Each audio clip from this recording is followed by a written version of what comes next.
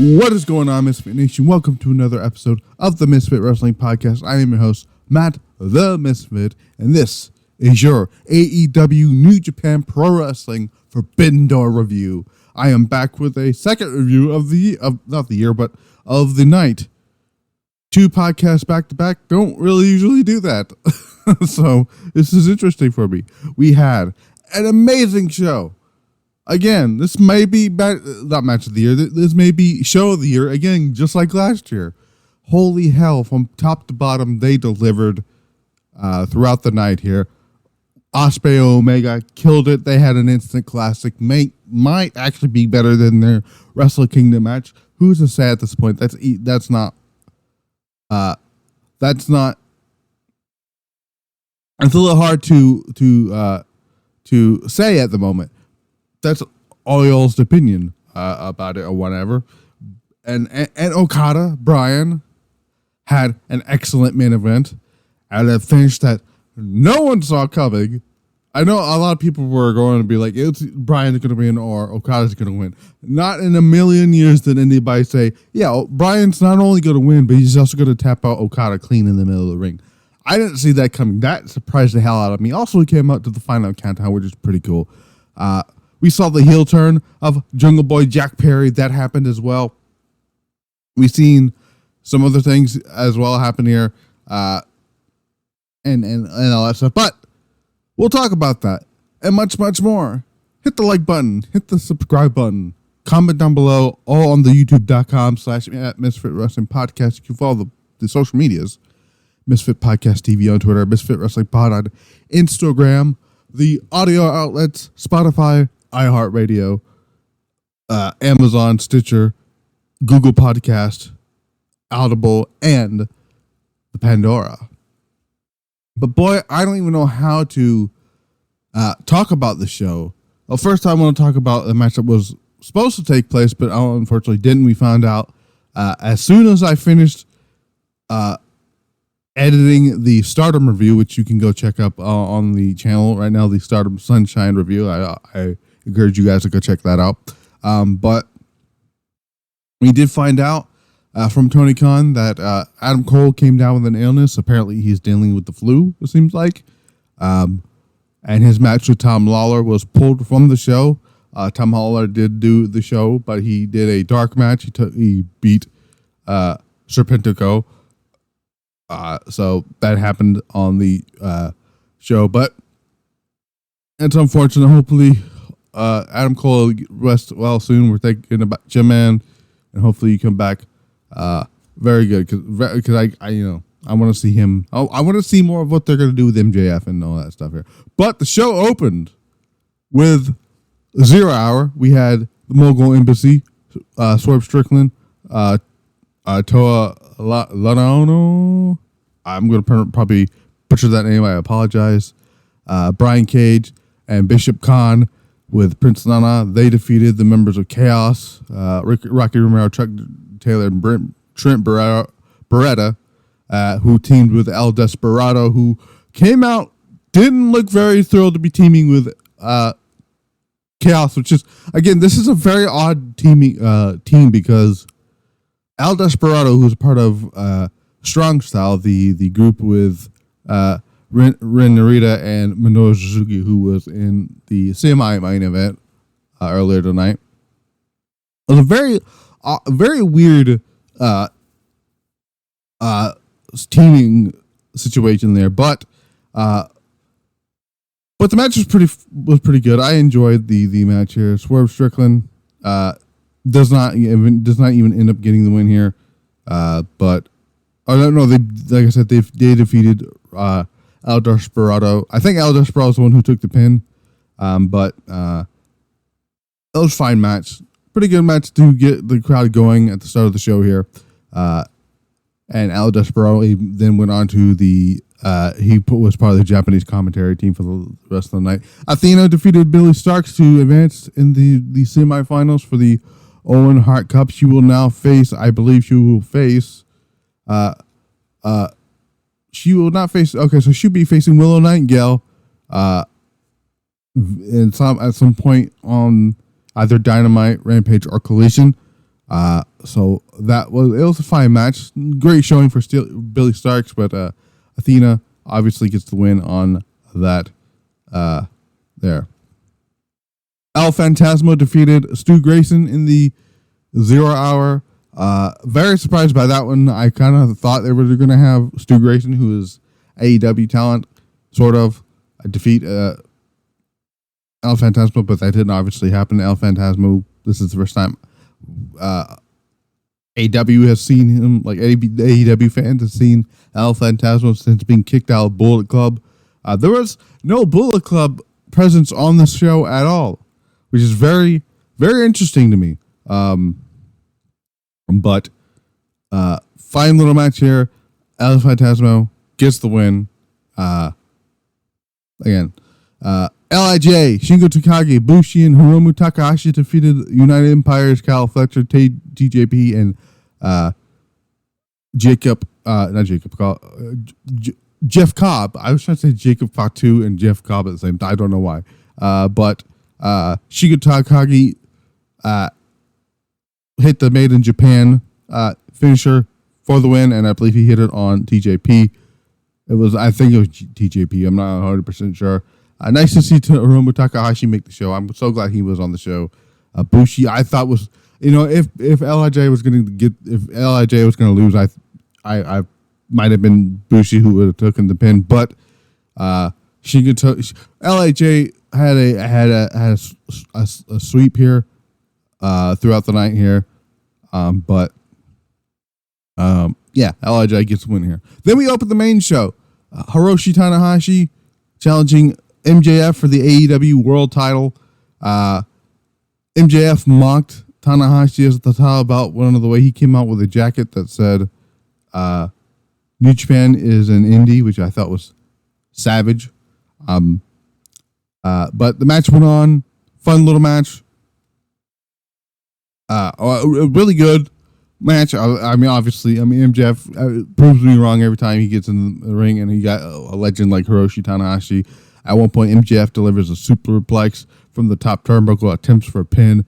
MJF connects with a shoulder breaker, and felt his left knee, I guess, give way or something or other.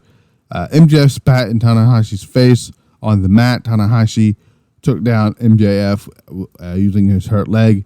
Tanahashi locked in MJF with a Texas cloverleaf. Tanahashi then continued to wear down MJF, but Max got his knees up when Tanahashi went for the high fly flow. MJF attempted to bring the AEW title into the ring. Tanahashi rolled MJF while the referee was removing the title from the match. MJF used the Dynamite Diamond Ring without the referee looking to hit Tanahashi and push him into the official and get the pinfall. 1, 2, 3. MJF obviously retained like he was going to. There was no doubts about it here. Not MJF. CM Punk defeated Kojima in the Owen Hart men's tournament. First round match. Actually, this is the first part of the tournament here. CM Punk got boos. Obviously, he played up to it like Bret Hart would in '97. Punk and Kojima traded holes. This was actually a really fun match. Really, really good match, actually. Punk looked great. Kojima looked great. Kojima sent Punk into the ropes with a shoulder tackle. Punk at one point was laying lariats into the corner, screaming Kojima, which made me laugh. Punk and Kojima started trading blows. Punk delivered fury of punches in the corner. Punk attempted to pin, but I guess Kojima was able to get out of that. Punk then started taking control of the match. Kojima stepped out of the way as Punk came flying into the turnbuckles. Kojima unleashed a series of chops, landed an elbow from the top rope, went for a cover. Kojima connected with the DDT in the center of the ring. Punk then delivered a knee strike into the corner, his trademark knee strike. Kojima kicked out of Punk's pin after the AEW after Punk did an elbow drop from the top rope. Somebody hit a elbow drop to the top rope to the nuts, which I thought was funny. Punk locked in the anaconda vice, but Kojima was able to get his way out of it and out of a way of a GTS attempt. Kojima landed a cutter. Punk replied with a neck breaker. Punk did Kojima onto his shoulders, walked around the ring. Kojima caught Punk's leg as he attempted the Kojima clutch, the GTS. Oh my God! Listen, doing 2 different shows in one day is not easy to do. Okay. Kojima went for the cover after connecting with a beautiful brainbuster, and Punk sold the shit out of that brainbuster very well. Punk caught Kojima with a kick, landed the GTS for the win. Punk gets the win and advances to the second round of the semifinals of the AEW Owen Hart Cup, which we'll find out on Collision next week. It's going to be this coming Saturday. It's going to be Samoa Joe and Roderick Strong, which should be a lot of fun.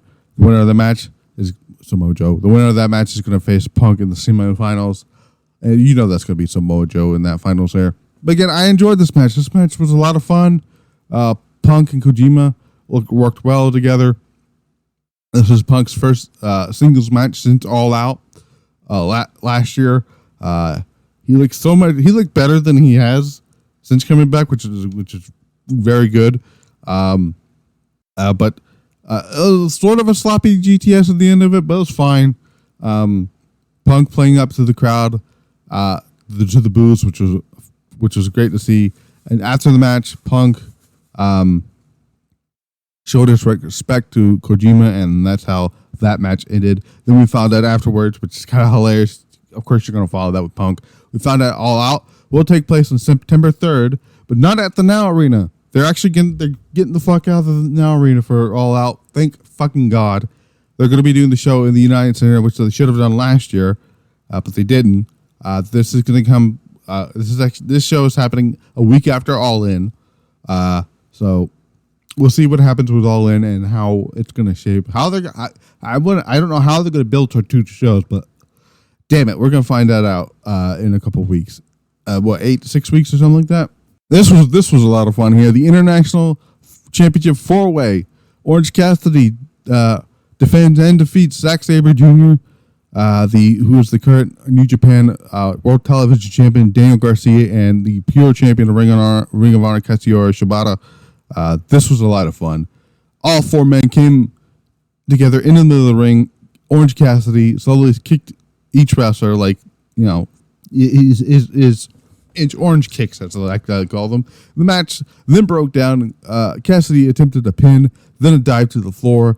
Shibata locked in a figure 4 leg lock on Orange Cassidy. Zack Sabre Jr. then entered the ring, locked in his own submission move on Orange Cassidy. Sabre and Shibata went back and forth with knocking each other out, and also knocked out Garcia, or at least knocked him out of the way, rather.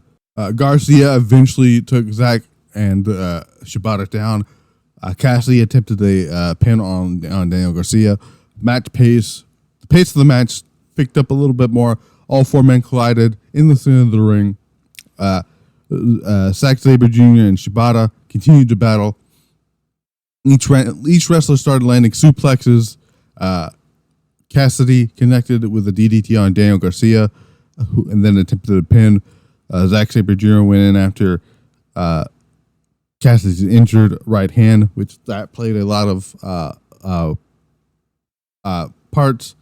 That played into the match, did Orange Cassidy's hand, because, well, I'll get that in a little bit. Garcia struck Shibata with the AEW International Championship, went for the cover, was able to kick out.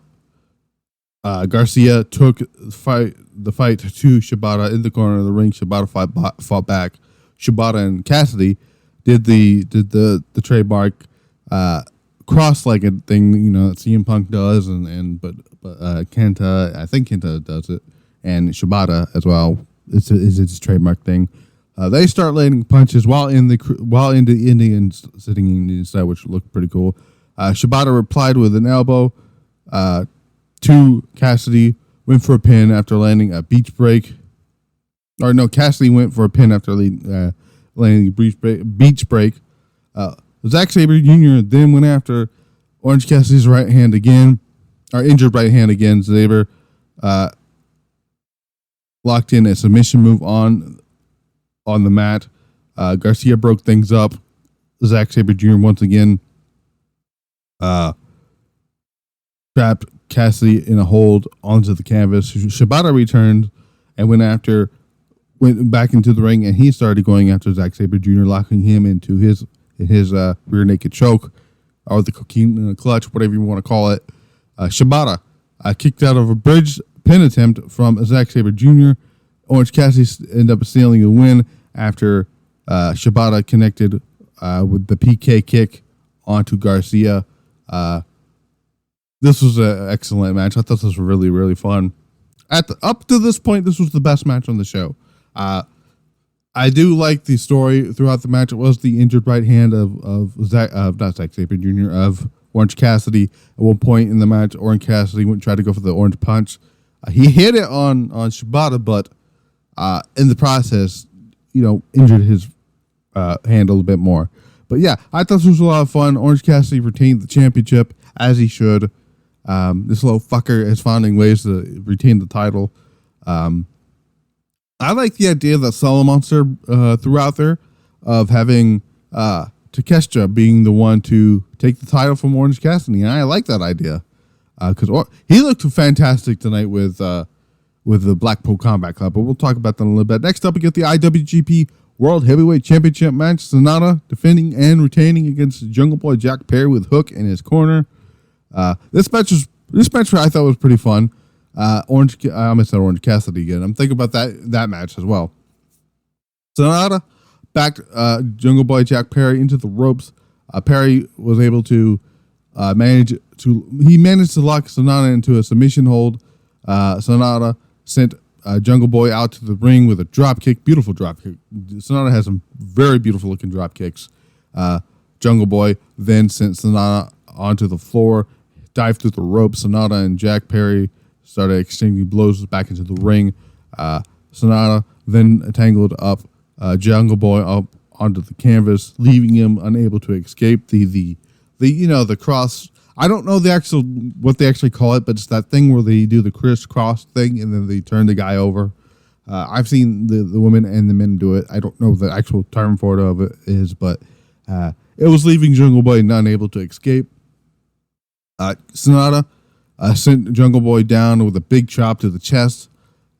Jungle Boy was able to reply with a drop kick. Jungle Boy has some really nice drop kicks as well. Then Jack Perry drove SANADA off the mat, into the mat. Excuse me.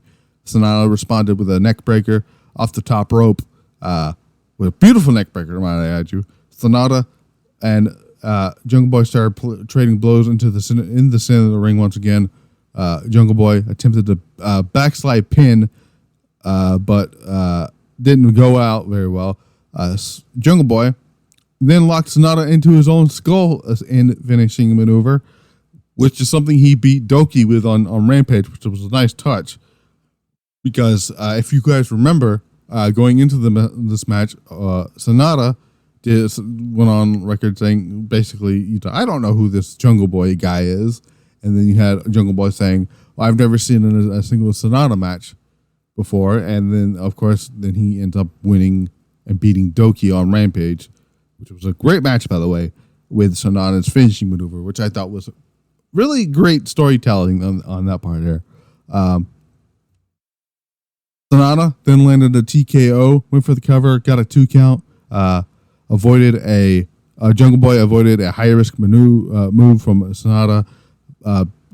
Perry then planted SANADA into the mat with a Poison Rana. Then SANADA landed his own Poison Rana moments later, followed that up with a Shining Wizard, paying homage to his mentor, the Great Muta. SANADA then retained the gold after connecting a beautiful moonsault from the top turnbuckle, and SANADA retained. One of the things I did like about this match was they got Red Shoes over to do the IWGP World Title match, and Red Shoes got a lot of love from the Canadian Toronto fans, which I thought was pretty cool. We love red shoes and stuff. That was pretty cool to see. But yeah, I thought that was pretty fun match. Nice to see Red Shoes come over. I was a little surprised Red Shoes didn't do the IWGP United States title match, but people got their first taste of the American fans got their first. Let me finish that. The AEW fans got their first taste of SANADA, which is great to see. But this was not the end of this whole thing here. So, Jungle Boy and Hook attempted to help Jungle Boy back up the ramp. That happened, and then Jungle Boy did a Tommaso Ciampa and just lariated Hook on the entrance ramp and beat the hell out of him.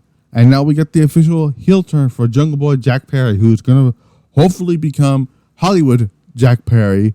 And again, I like this idea of getting Anna Jay out that fucking Jericho Appreciation Society bullshit and put her with Jungle Boy, and you can do this incredible heel run here. I'm looking forward to this heel run with Jungle Boy. He needs it. He needs something because him just being I'm just happy to be here, dude. It's kind of running its course here.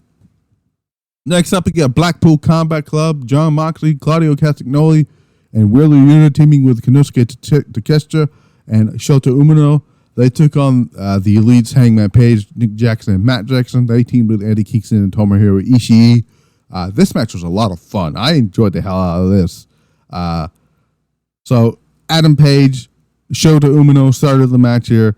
Umino landed some, I'll call him Shooter. Screw it. Shooter landed some cheap shots onto Hangman Page into the corner. Page connected with a big boot. Ishii was tagged in next. Umino then tagged in Takeshita. Ishii and Takeshita went out, straight to their own, exchanged their old strikes into the center of the ring here. Moxley and Kingston eventually became the legal wrestlers in the match. They started duking it out here.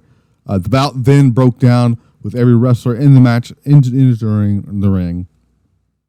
The Young Bucks and Hangman Page dived to the outfloor while Moxley and Kingston continued to collide in the middle of the ring.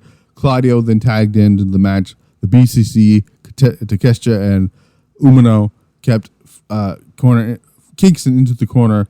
Takeshita, who knocked the 11 everling shit out of Ishii with a huge punch to the face, and he was fucking out of it for just a little bit, but he rocked him.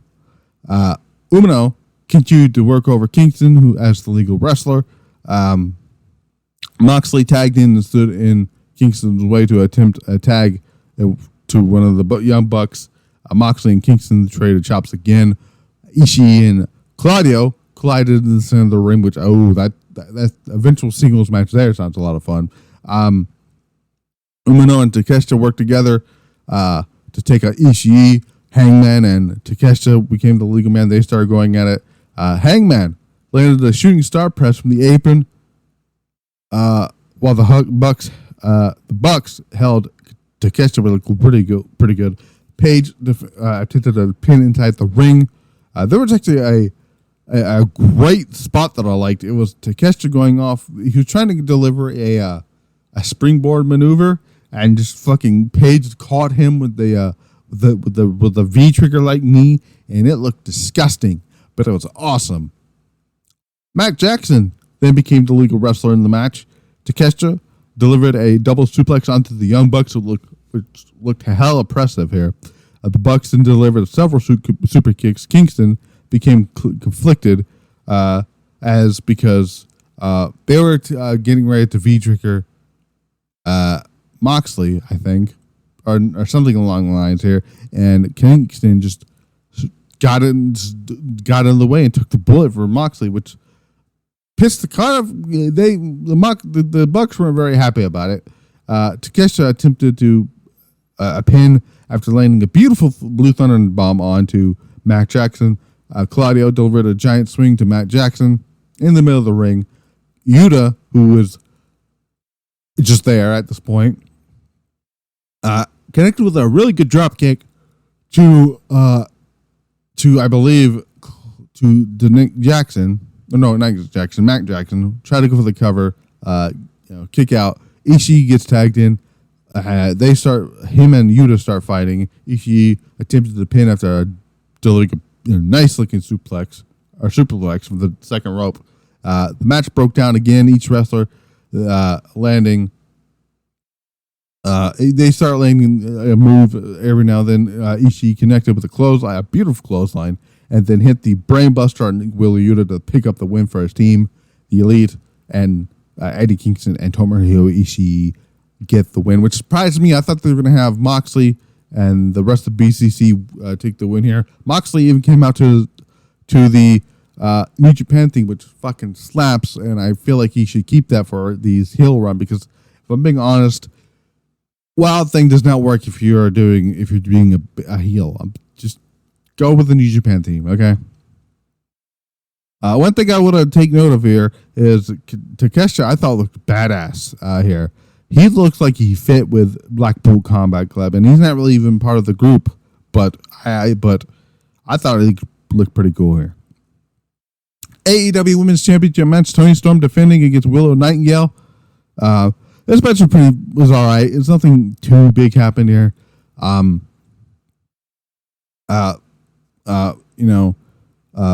connected with a hip attack at one point here. Saraya and Solo tried to get involved here. The referee saw it and threw the rest of the Outcasts out. Storm responded by pulling. Storm responded by pulling Willow Nightingale down onto the ropes while she was on the ring apron. But Nightingale responded with a Death Valley driver onto the apron. Nightingale connected with a second Death Valley driver into the ring for the cover. And that didn't happen. Later on, Nightingale slammed Storm into the mat, locked in a submission. Storm was able to get out of the submission move. Willow then connected with the pounce, which looked terrible, by the way. I'm going to be completely honest with you. That pounce was not very good. I thought it was just kind of shit. I wouldn't do that move on somebody who is not very small, because Toni Storm is not a small woman at all. So Toni Storm then pulled the referee in front of her to avoid another corner offense from Nightingale. Storm then gouged the eyes out of Willow while the referee was not looking, and hit the Storm Zero to retain the championship. Now, Toni Storm here, which I thought, again, this was fine match, nothing too big happened. Like I said, there was nothing going on with Julia here when it comes to that, because I would have thought maybe they after the match they have a Julia video package or something to talk about that. That didn't happen. They mentioned her and Stardom multiple times of the show during this match, and then in the press conference or the media scrub, whatever you will call it, Toni Storm called out Julia and says she'll slap the tits off of her, and Tony Khan says, I would love to work with AEW, have some AEW, not AEW. I would love to work with Stardom and have some Stardom talent come here and some AEW talent go to Stardom. And I think Toni Storm said she'd be open to doing that too. So I think we are getting that partnership with Stardom, and I feel like Julia is going to be that one to kickstart that. You're not going to name drop Julia on the pay-per-view itself and then do it again at the post scrum, the media scrum. You're just not going to do that and then do nothing with it. So depending on how the 5-star pans out, it's late, folks. Give me a break here. But we'll see. We'll see what happens there. Let's talk about this match. This match. Kenny Omega defending the IWGP United States Championship against Will Ospreay. Holy shit. How do I even say words about this incredible match here? Holy hell. They had a lot to live up to based off of their last match at Wrestle Kingdom earlier this year. Boy, did they deliver. There was callbacks to that match. We had Will Ospreay bouncing Omega's head off the announce table multiple times, busting him open. And then we had a spot near the steps where Omega plastered Ospreay's face into the steps, busting him open. Which they didn't have a lot of blood in their match at I almost said Forbidden Door at Wrestle Kingdom. There was a cool callback. Excuse me for yawning. But there was a cool callback to the match at Wrestle Kingdom, and so you remember in the match where at Wrestle Kingdom where Omega did the suplex, the brainbuster onto the. It was either a DDT. It was I think it was a DDT or a brainbuster onto the exposed turnbuckle. Instead of doing that here, he did like a DDT of some sort onto the steps, which was like gnarly as hell. We had an Oz cutter on the ring apron, which looked nasty as hell. Ospreay attempted he tried to go for the Stormbreaker and the Hidden Blade multiple times, but it didn't go out very well. Ospreay hit the one-winged angel. At one, Kenny Omega kicks out. The crowd lost their shit. We even had the attempt of the Hidden Blade and the Stormbreaker. After Don Callis handed a screwdriver to Will Ospreay, and Omega kicks out, and I'm like, huh? But the match ultimately ended with another Hidden Blade and another a Stormbreaker for the win. 1, 2, 3. Your new IWGP United States Champion, Will Ospreay. What a match this was. Man, I can't even do this match justice. If there's a match from the show you want to watch, it's this one. And like, I don't even have words to say or talk about any further in this match, though. I do think this match is going to happen again. I think they're going to do the rubber match in Wembley at Allin. And then I think there I'd have Kenny Omega also take another pin. Imagine if they had this match and then they had Jamie Hayter come back to do the match with Toni Storm, and they have Toni Storm and Will Ospreay win in their home country of the UK in England. It'd be amazing to see that. But yeah. Next up, we get the semi-main event. Sting, Darby Allin, and Tetsuya Naito defeating the team of Chris Jericho, Sammy Guevara, and Minoru Suzuki.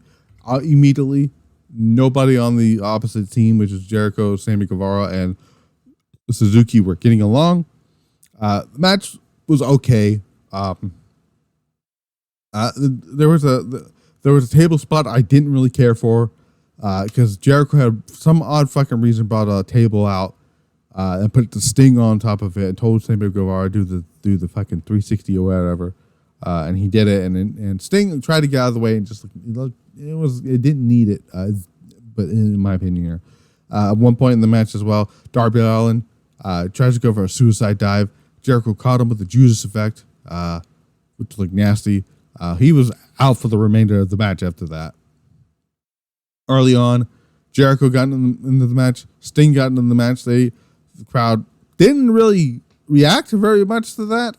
They were more reacting to the whole thing with Sting and Suzuki. I'm like, Sting, you a crazy bitch. You a crazy bastard. Don't.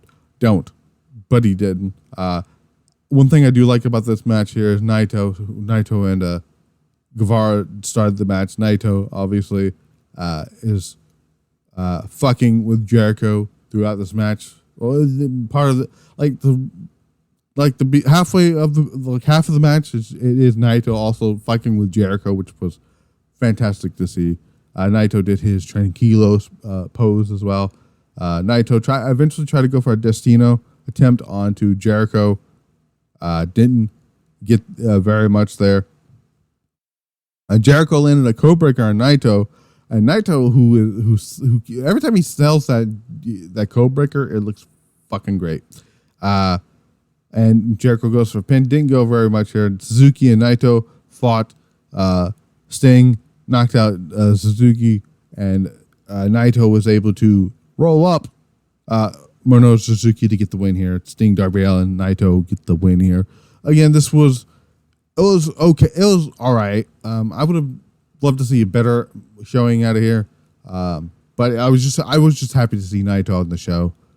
So hopefully, in future shows, we can see more of Tetsuya Naito on AEW television. Give me Naito and fucking Orange Cassidy or something. That'd be pretty good here. Main event time: Kazuchika Okada, Bryan Danielson. Whew, okay. First of all, Bryan Danielson came out to the Final Countdown, which I marked out for a little bit because that was his Ring of Honor theme.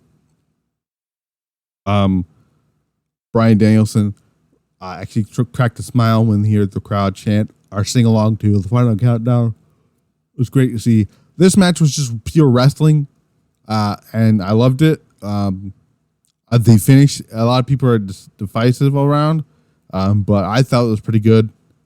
Because I didn't see coming. I like finishes I didn't see coming. So, apparently Bryan Danielson broke his arm halfway through this match here, and he wrestled this the rest of this match with a broken arm. So kudos to Bryan Danielson on that.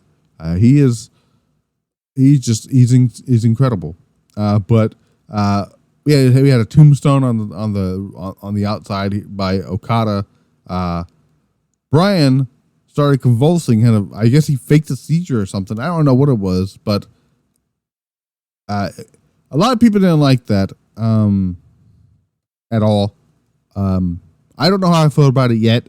I'll have to go back and rewatch the matches a couple times to see how I feel about it, but I don't have an opinion on that just yet.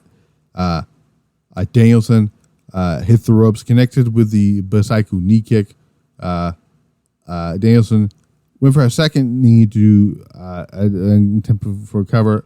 Danielson was able to kick out. Okada caught Bryan with a beautiful drop kick. Okada has one of the best drop kicks. Okada was able to hit a Rainmaker, goes to the pin, and Bryan kicks out. And I'm like, Bryan kicked out of the Rainmaker. Only a handful of people will tell you they get the kick out of the Rainmaker. Bryan's one of them.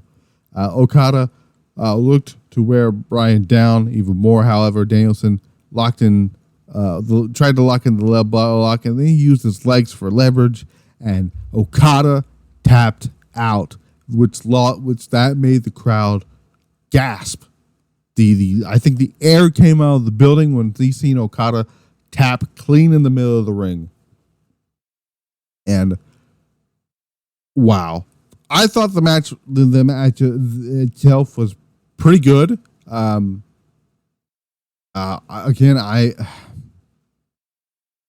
there's a reason why I preserved my judgment on overhyping this match.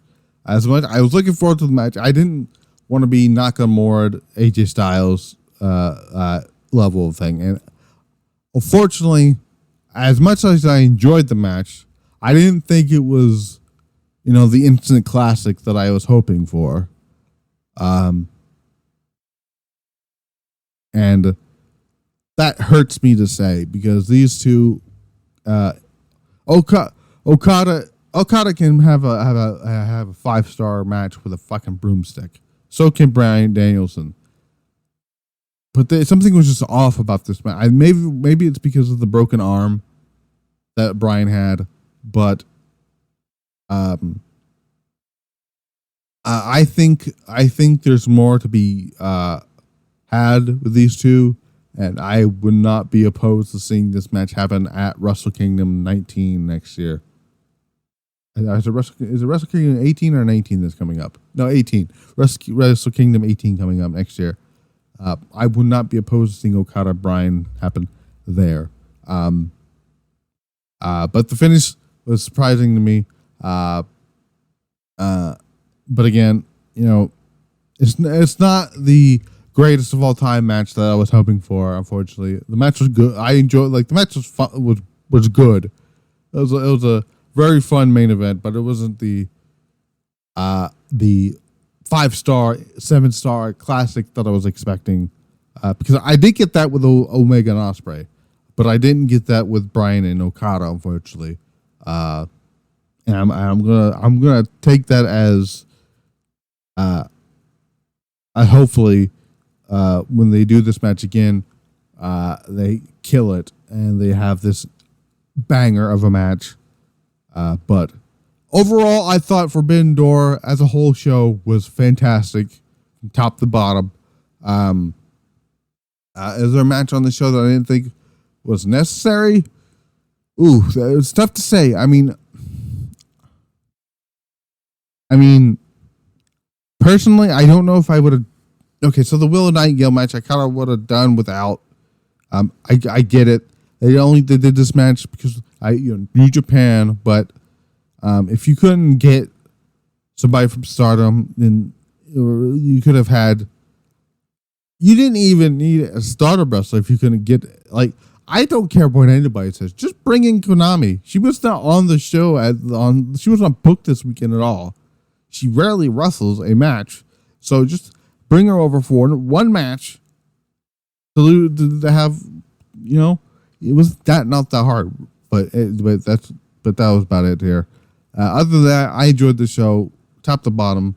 I did some more work with the 6-man tag match between Naito, Sting, and Darby against Suzuki, Sammy, and Jericho. I never want to see Suzuki and Jericho team ever fucking again. They do not work as a tag team. If you're gonna bring somebody in from New Japan to work with Chris Jericho, do not have it be fucking Minoru Suzuki because it just doesn't work. So yeah. But yeah, Forbidden Door, I enjoyed it. I would like to know what you guys thought. Please tell me in the comment section down below on the YouTube channel. Also hit that like button and subscribe and do all that stuff that I said at the beginning of the show. I've been Matt the Misfit. And tomorrow we got Monday Night Raw. Hopefully this show does not suck because I'm worried. Apparently apparently Triple H and Nick Khan are pissed off at what happened at SmackDown because SmackDown was not a great show at all. If you've seen my less excitement, actually, because my excitement wasn't great because I didn't review the show. That's how fucking boring I thought SmackDown was. They take things I was very excited about and just got fucking rid of them. But anyway, I'll see you guys back here for Monday Night Raw. We got another huge week of wrestling coming up. We got Monday Night Raw on Monday, Dynamite on Wednesday. Got SmackDown on Friday, the final SmackDown before Money in the Bank. I've got Money in the Bank on Saturday. We also got AEW Collision on Saturday. I will be reviewing both shows as well. I am gonna try. My thing is I'm gonna review Collision weekly because to me Collision I think feels like it just feels different than Dynamite and I'm enjoying it. But yeah. Until then, I've been Matt the Misfit. This has been the Misfit Wrestling Podcast. I will see you guys tomorrow for Raw. Until then, we're out.